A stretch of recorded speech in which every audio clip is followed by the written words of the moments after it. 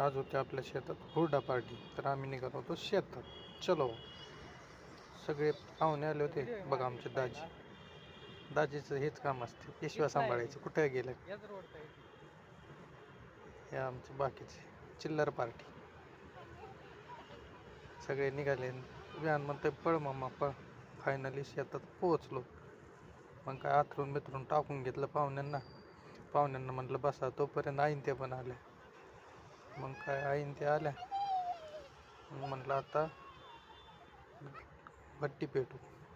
तोपर्यंत पप्पानी इकडं भट्टी पेटायला चालूच केली होती. मग म्हटलं चला तोपर्यंत पाहुण्यांना काहीतरी टाईमपास देऊ. मग आणला हरभरा, मस्त पाण्यात भिजवून घेतला. पाहुण्यांना म्हणलं धुवून देतो जरा चांगला. मग काय तोपर्यंत इकडं छोटा भाऊ आणि पप्पा भाच्यासाठी झोका बांधत होते.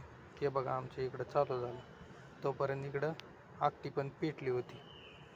मग काय केलं सुरू भाजायला.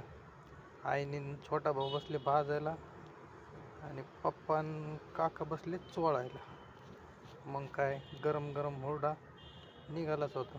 मग ताईला म्हणलं पाहुण्यांना बोलव. मग काय आजचे प्रमुख पाहुणे हे बघा आमचे दाजी. या म्हणलं बसा. ताईला म्हणणं त्यांना आता हुरड्याचं ताट कर.